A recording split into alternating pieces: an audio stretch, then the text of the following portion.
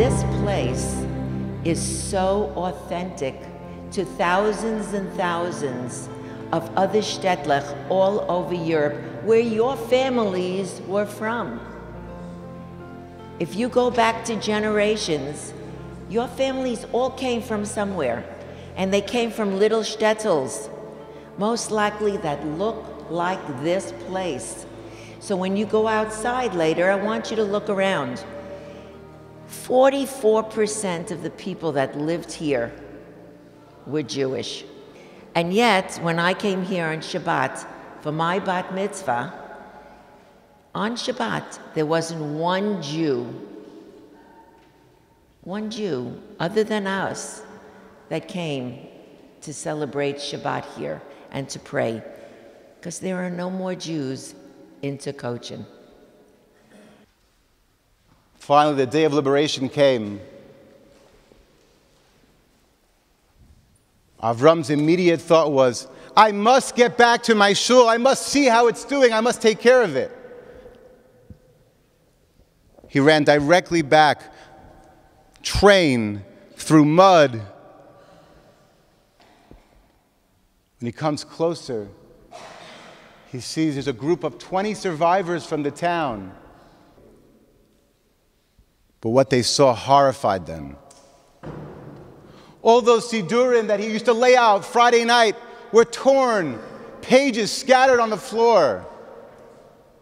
The benches that you're sitting on now broken in pieces, splinters everywhere.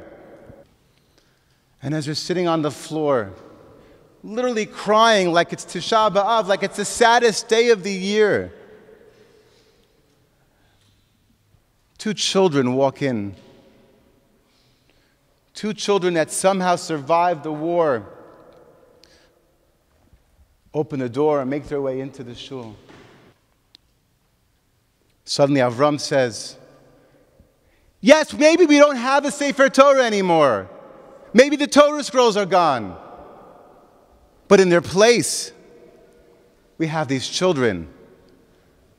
He picked up the child and he said, the Jewish people will live on. The Jewish people will still live on. Am Yisrael, Am Yisrael.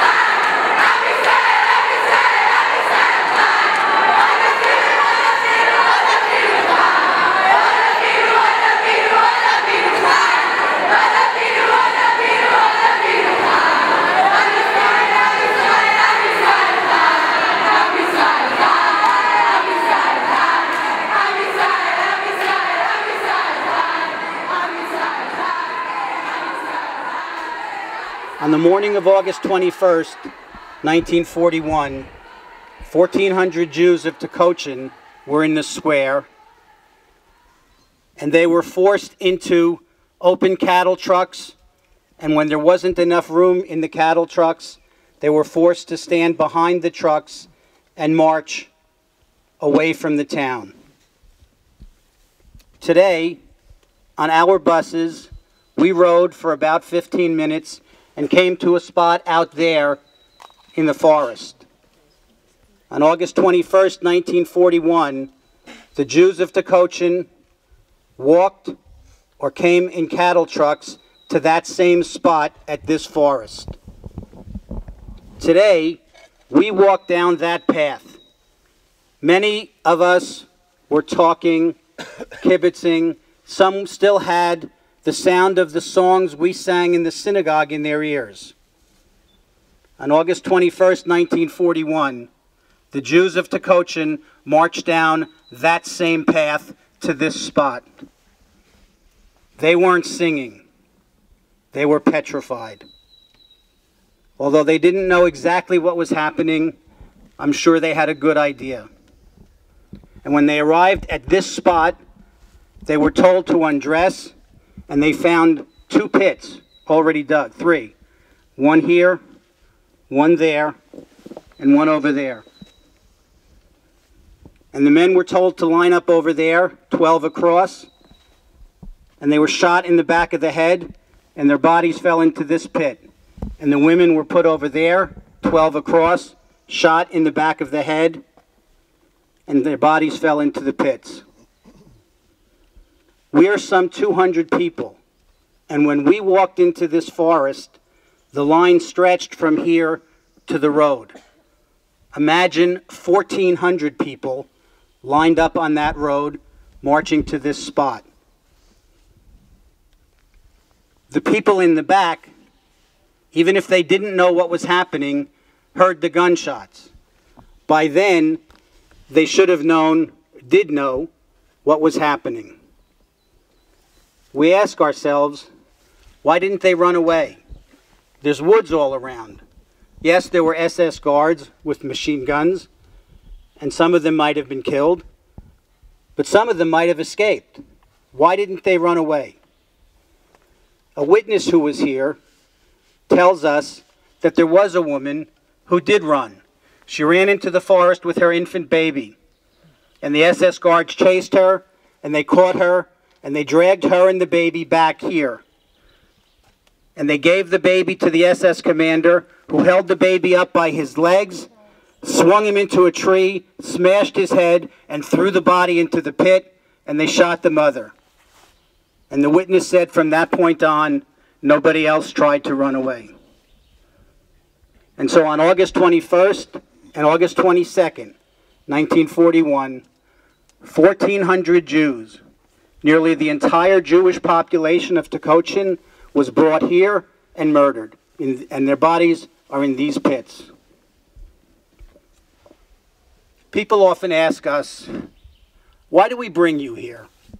Why do we take high school students from their comfortable surroundings and take them to places of horror like this? Isn't it enough to read about the Holocaust in a book, to see a movie, to sit in a classroom and hear from a survivor? Why do we have to bring you here? I think that by now all of you understand that until you come here, until you stand at these pits, until you walk in Plashav with Sam, who says to you, I was here. This is where I was interred. To walk in Auschwitz and Birkenau with somebody like Max and hear his story and our other survivors. Until you touch the grass, until you touch the barracks, until you stand inside a cattle car, you can't fully grasp the enormity of what took place here. In his last will and testament, Adolf Hitler wrote of his dream, his final dream, that after his death, his followers would continue to work for his goal of a world that would be Judenrein, free of Jews. We bring you here to show him, to show them, and to show the world that the dream of that madman died with him in a bunker in Berlin in 1945.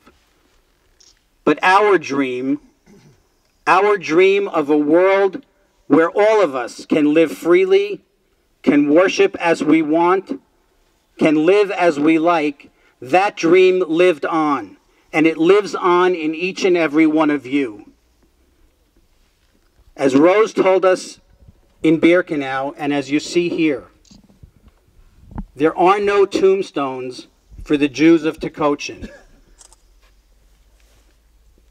1,400 or more people are buried in these pits, and there are no tombstones. There are no matzevot. You are their matzevot. It is because of what you do by coming here, by making the vow, not only for you not to forget, but not to let the world forget what happened here. That's the eternal memorial to the 1,400 Jews of Tykotin, to the 6 million Jews who died in the Holocaust, and to the 11 million citizens of the world who were murdered by the Nazis.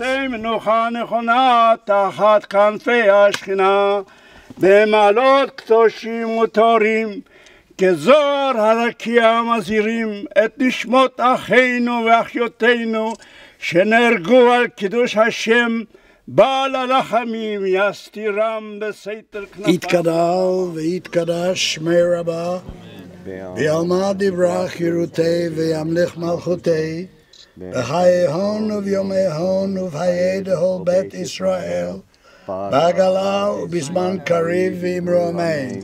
יהי שמי רבה מבורך לעולם ומעל מאה.